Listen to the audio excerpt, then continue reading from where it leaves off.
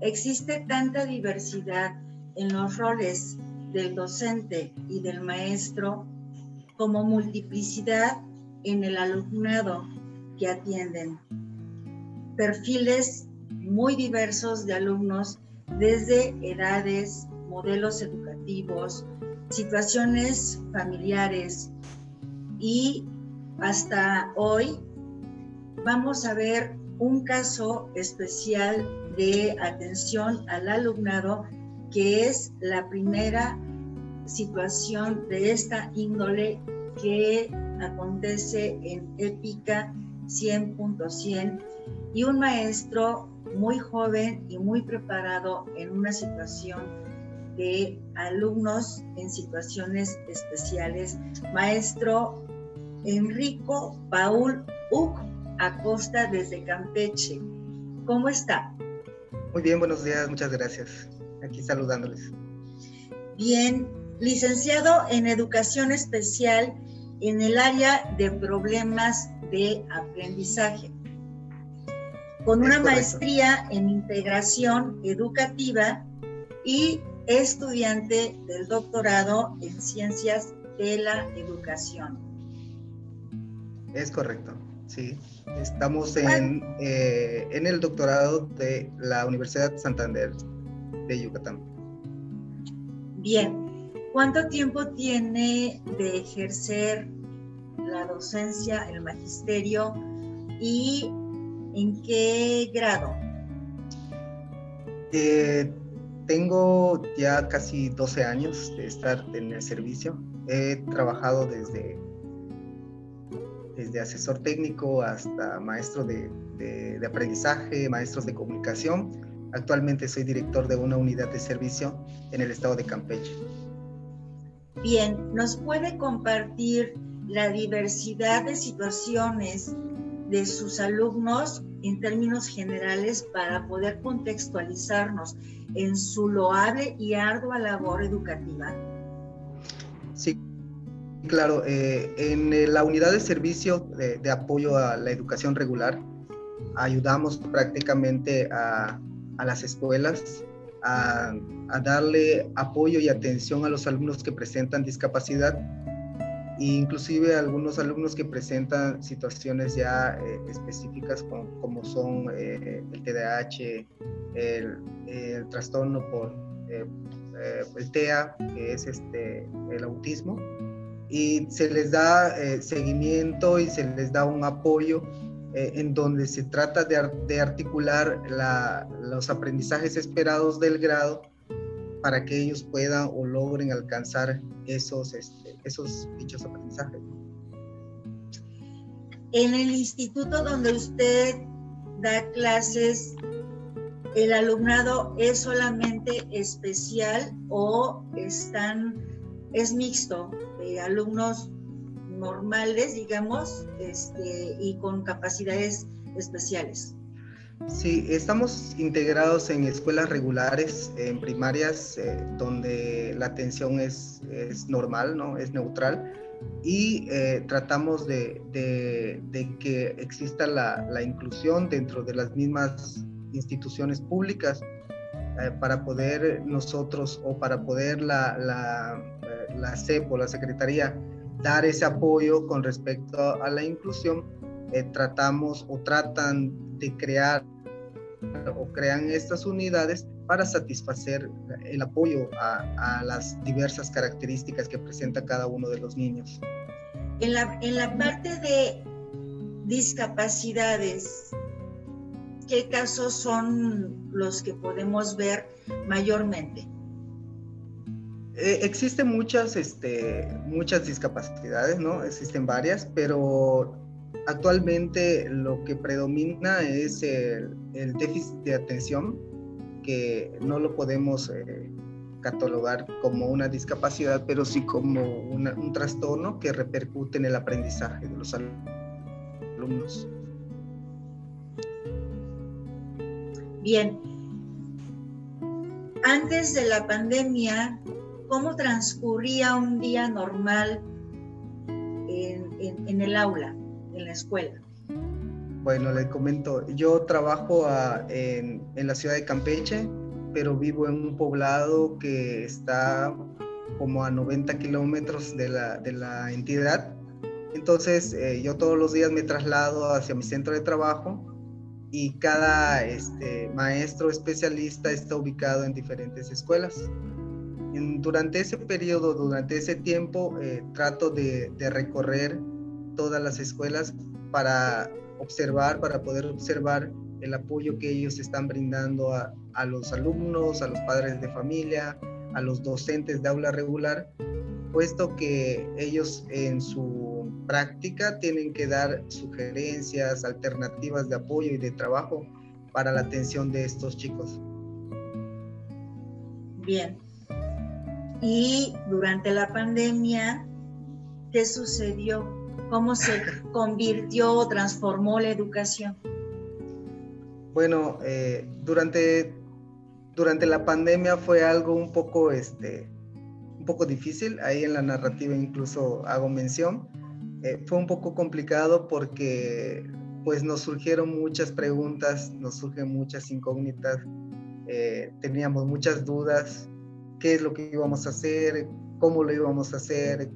¿Qué le voy a decir a los maestros? ¿Qué les voy a pedir? ¿Cómo vamos a trabajar? Incluso tuve que actualizarme con el uso de la tecnología, puesto que hay cosas que desconocía y que no sabía, ¿no?, manejar. Incluso tomamos algunos talleres, nos preparamos. Fue fluyendo poco a poco la preparación y las ganas de los maestros, el ánimo que ellos siempre han estado presentando.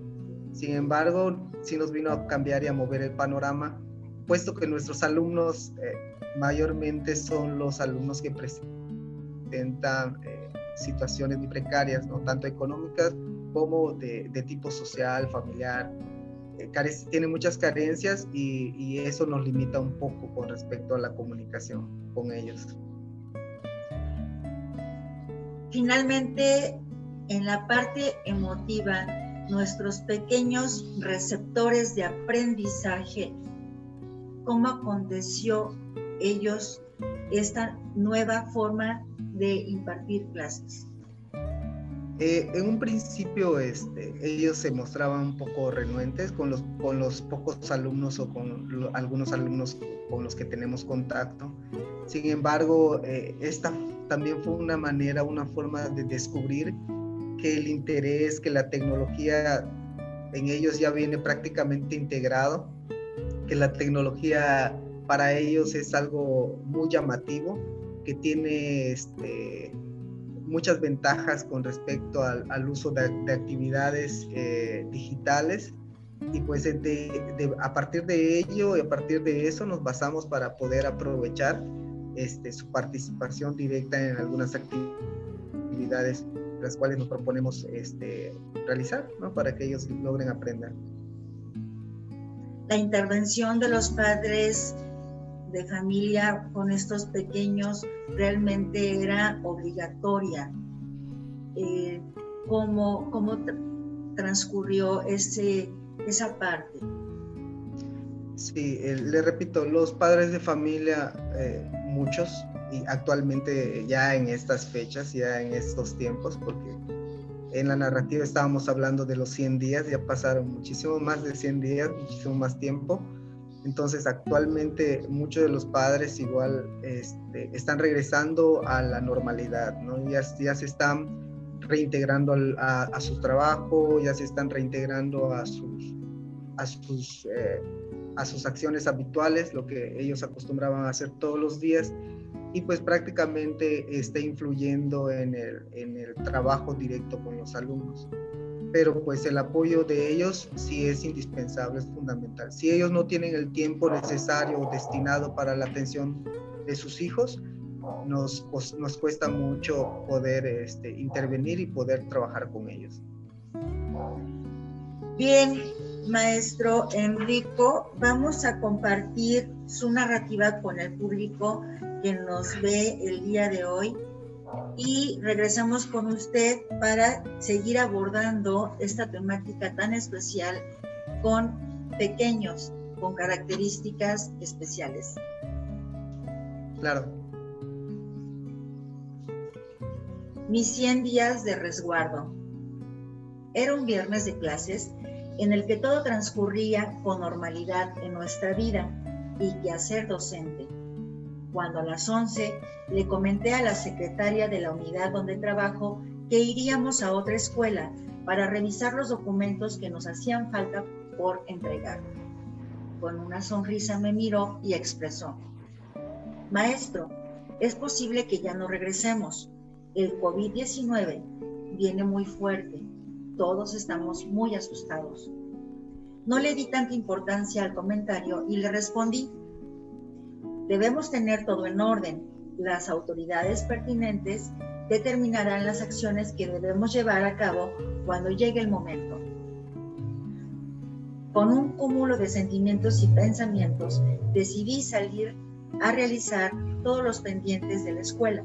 Esa misma tarde, viajando a casa, platicaba con mi esposa, que es mi compañera de vida y de viaje todos los días hacia el trabajo.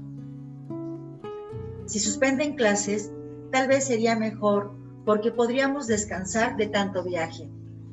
No analicé a profundidad mis palabras. Ella, con mucho sentido, me comentó: ¿ya te pusiste a pensar en los niños?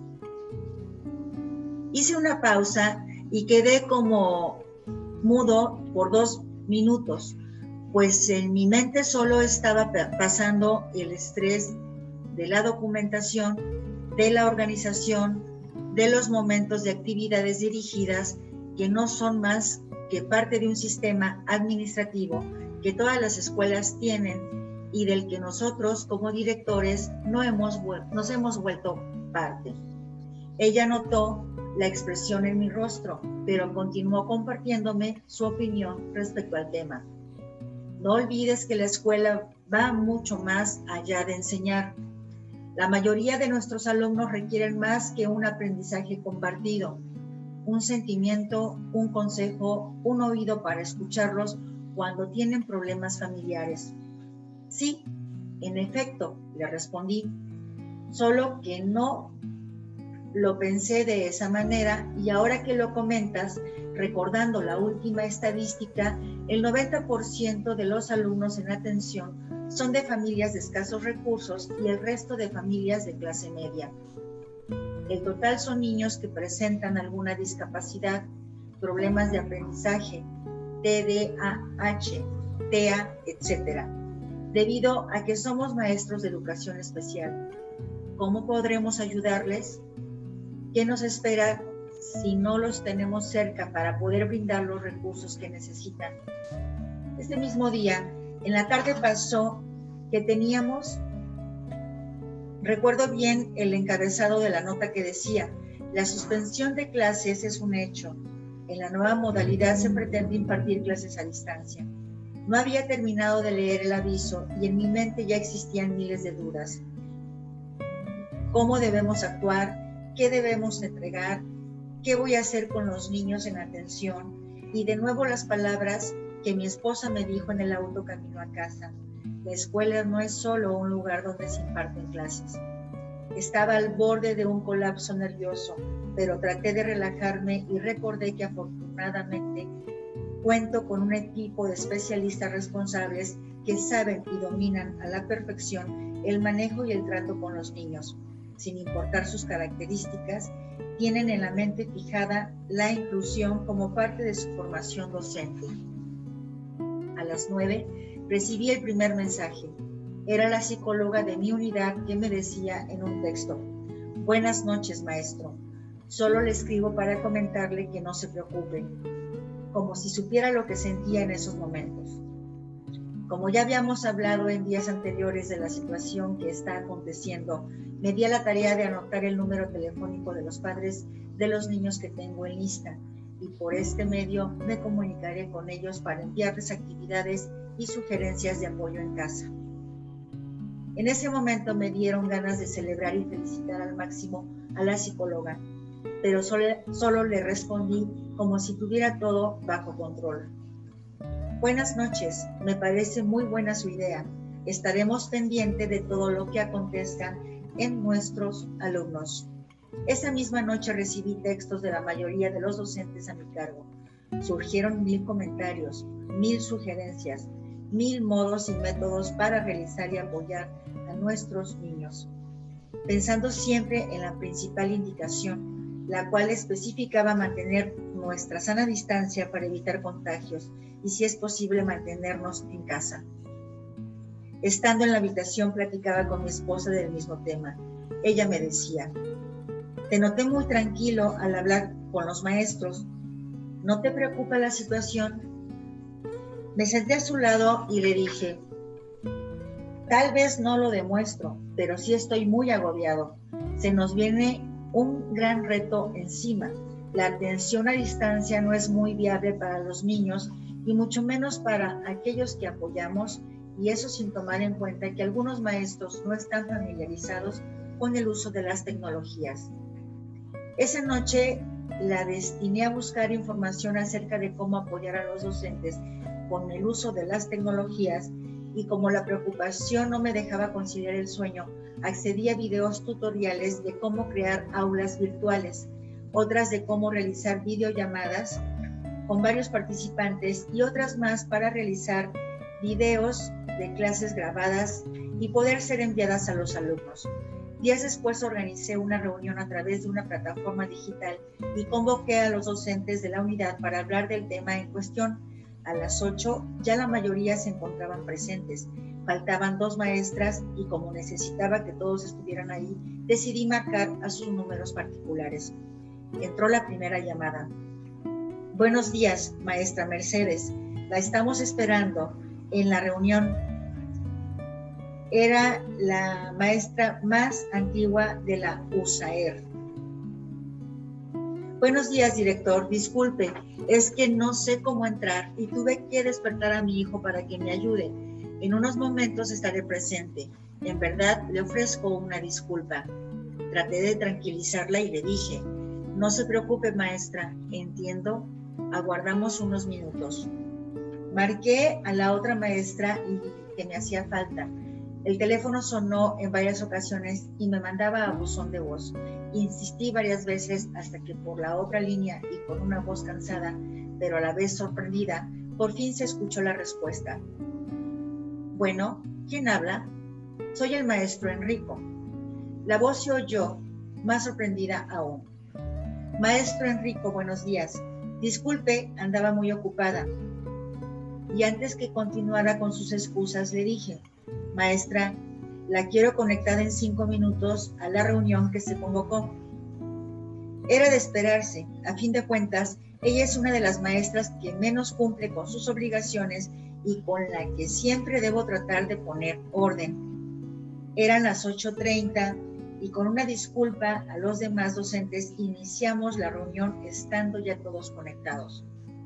Se abordaron los temas que se pretendían. Todos compartían sus ideas, sugerencias, dudas y también sus miedos. En medio de la reunión recibí una llamada. Era una terrible noticia. Un maestro muy reconocido y amigo en común de todos nosotros había fallecido de este terrible virus. Como era de esperarse, la noticia nos cayó como un balde de agua fría, pues estábamos enfocados en nuestro trabajo docente y no habíamos considerado que estamos en medio de una pandemia que no respeta raza, religión, posición social y que es tan impredecible que un día podemos estar presentes y al día siguiente no. Ese mismo día en la tarde salí apurado con mi cubrebocas de compras y al salir y pasar el semáforo pude observar a una niña vendiendo dulces. Era María, alumna de la escuela que recibe atención por parte de los especialistas. Me detuve para saludarla y preguntarle por qué no estaba contestando los mensajes. Aunque la respuesta era más que evidente, al verme dijo: maestro, y se fue corriendo. Días después me enteré que su mamá había perdido su trabajo debido al recorte de personal y que su padrastro, del cual dependía económicamente, había fallecido a causa del COVID-19. Después de ese día, el contacto con los maestros ha sido por medio de plataformas digitales, de llamadas telefónicas y o mensajes de texto para dar seguimiento al trabajo. Algunos de ellos comentan que están en contacto con sus niños y padres de familia. Otros tantos mencionan que no pudieron contactar a todos, ya que no cuentan con las posibilidades ni con los recursos para acceder a clases por televisión y mucho menos virtuales. Entonces me di a la tarea de repartir cuadernillos de trabajo. Ya pasaron 100 días y aún sigo sin explicarme cómo los maestros le estamos haciendo para ofrecer la atención de todos nuestros niños a distancia con tantos factores en contra, sabiendo que es importante que tengan los recursos para poder estudiar un poco sin presiones, sin estrés, pues la vida es más importante que acreditar una materia. En ese momento medité y me dispuse a dar todo lo humanamente posible para ayudar. Poco después me fui enterando que cada uno de nuestros niños luchaba con una vida difícil y diferentes situaciones personales debido a la pandemia. Todos tienen mil historias que contar, todos viven de manera muy agitada, pero a pesar de eso, tratan de ser felices. Es lo que caracteriza a los niños de nuestro país, que su alegría va mucho más allá de nuestra comprensión y que pueden resolver cada obstáculo de una manera tan simple con solo una idea o una sonrisa. Maestro Enrique Paul Uc Acosta. Pues no fueron 100 días, maestro. De hecho, el nombre de Épica 100.100 surgió porque creíamos que era o solo iban a pasar 100 días, pero no, como usted lo dijo hace un momento, ya ha pasado más de un año y la situación no ha logrado cambiar. Lo único que ha logrado cambiar es que ya las cosas no van a ser como antes, que debemos de administrar la educación parte a distancia, parte presencial cuando se pueda, pero aún así ya no va a ser nada igual. A más de un año, maestro, ¿cómo creció usted y sus colaboradores en base a los aprendizajes aprendidos? ¿Cómo han logrado adaptar para tratar de continuar eficientemente con el avance educativo de su comunidad de alumnos? Bueno, en primera voy a hacer un pequeño comentario. Igual recordar que cuando se escribe la historia, pues es una historia con tintes reales, ¿no? Es algo real, es algo que sucedió. Y que en ese momento los maestros igual estábamos todavía en un proceso de trabajo y de adaptación. Actualmente ya tenemos prácticamente bien estructurado y cimentado algunas acciones que se realizan durante estos periodos de trabajo. Tenemos inclusive programado horarios, programado acciones dirigidas a los padres. Entonces ya esto se vuelve un poquito más eficiente, el trabajo se vuelve un poquito más ágil. El apoyo de los padres, como bien mencionábamos, es indispensable. Sabemos, y como usted comenta en un principio, la cuestión que nos vino a mantenernos a distancia con respecto al COVID, pues fue una situación algo difícil, pero que hemos estado tratando de sobrellevar y de que no se han bajado la guardia con respecto a la educación y con respecto al apoyo que se le da a los alumnos. Claro.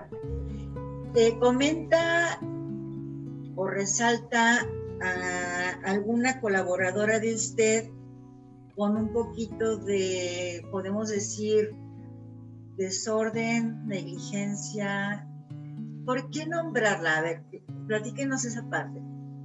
Yo siento que tenía al momento de redactar, tenía que ejemplificar, ¿no?, el espacio, tenía que demostrar cómo es el ambiente en el trabajo. Creo que en cada uno de los trabajos existen diferentes personalidades, diferentes formas de trabajar, diferentes personas que trabajan y que se desempeñan de manera diferente, ¿no? Entonces, comentar eso era como darles un ejemplo, ¿no? Del ambiente que se respira, del ambiente en el que se desenvuelve cada uno, del trabajo pedagógico que se hace. Y estoy consciente, estoy seguro que en cada una de las escuelas vamos a encontrar a un personal distinto, a un personal diferente, pero sí, ¿no? Es algo que quería nada más rescatar en la redacción. ¿Hubo maestros que usted se haya enterado que claudicaron con este cruel episodio? Sí, realmente hay maestros que pues son muy cercanos, ¿no? Ante estas, muy cercanos a estas personas, maestros que prácticamente fueron los que inclusive me dieron detalles más a profundidad de la situación, que no rescato ni describo en el texto, pero que pues al final de cuentas es un texto un poquito trágico, pero que nos deja una gran enseñanza, ¿no? El salir siempre adelante, el que esta pandemia, pues a pesar de muchas situaciones, no nos va a venir a derrotar ante el trabajo que vamos a desempeñar, ante lo que vamos a trabajar, y apoyar al máximo a los niños. Hemos buscado acciones de diferentes formas con los maestros que se le han otorgado a la niña mencionada para su apoyo y para el apoyo a los padres de familia. Y es que en la vida real, o la vida real más bien, tiene diversos matices. Hay tragedias, hay comedias, hay oportunidades, hay situaciones mágicas.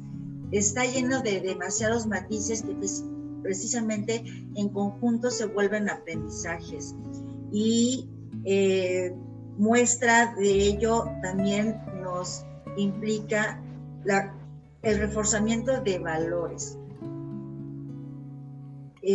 Bueno, hubo maestros que claudicaron, pero también me imagino que esa parte pudo haber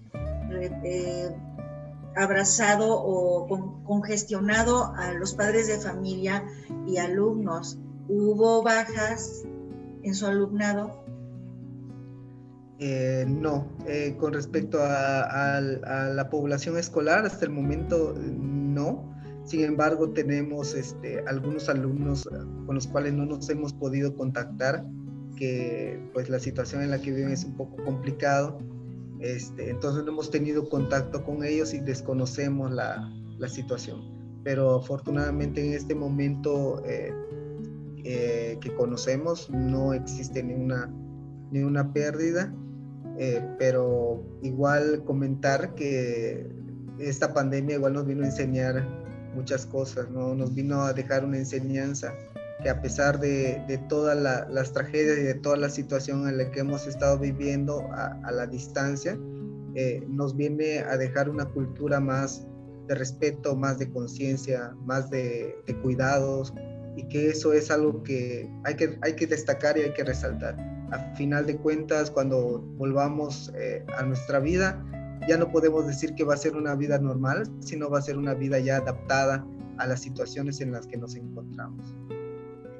Claro, y precisamente, no sé si en su comunidad se habla ya de que en el próximo ciclo escolar se va a procurar hacer las clases administradas, parte presenciales y partes a distancia.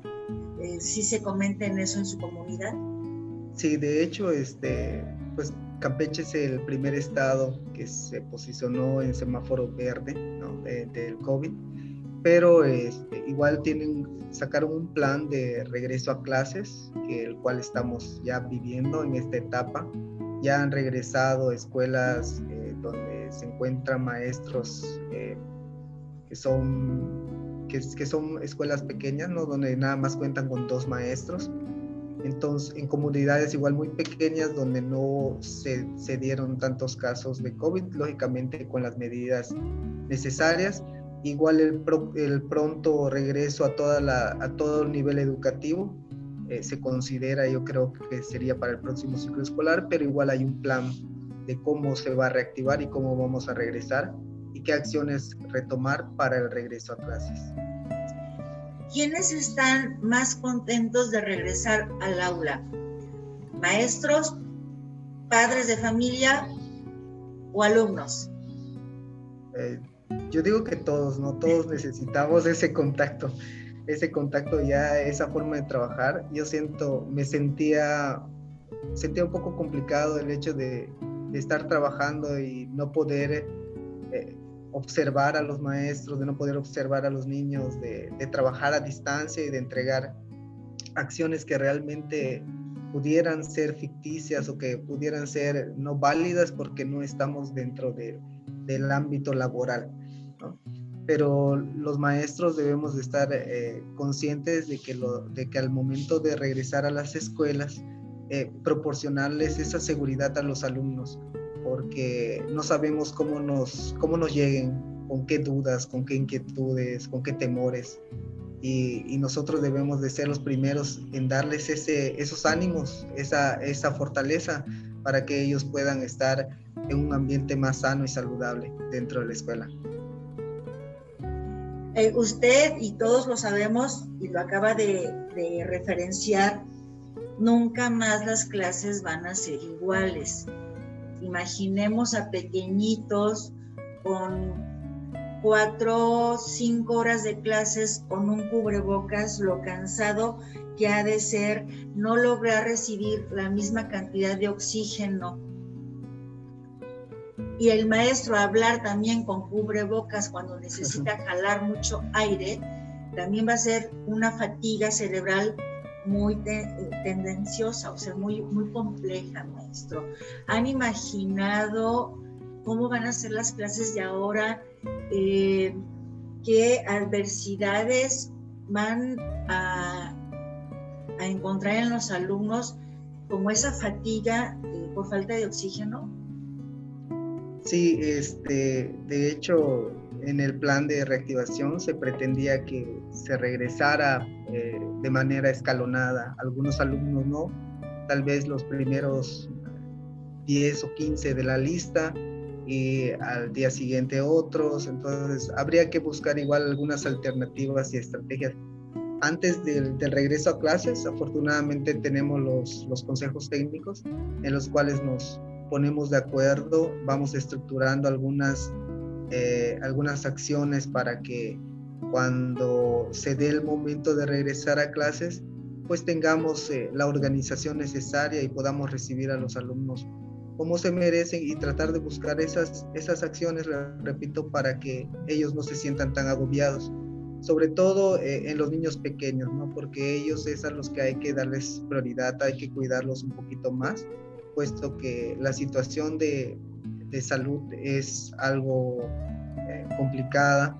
Estarlos también limitando a que no se acerquen al demás personal, a los demás compañeros, es un poco difícil, pero sí hay que ver siempre que los medios o los métodos de limpieza estar siempre a la mano para que ellos tengan y dispongan de esas herramientas. Muy bien, maestro. En una palabra, lo voy a poner a pensar, yo creo. En una palabra, ¿qué implicó en la educación el 2020? ¿Qué implicó? Un reto. Reto. No, sí, es un reto. Es un reto que hasta el momento seguimos viviendo, y es un reto que va a continuar, ¿no? Va a continuar. Esta pandemia, como le repito, nos trajo muchas enseñanzas, y la mayor enseñanza es que debemos de adaptarnos, ser flexibles ante cualquier situación. Maestro, pero el docente, y por eso Épica 100.100 es un homenaje a los maestros.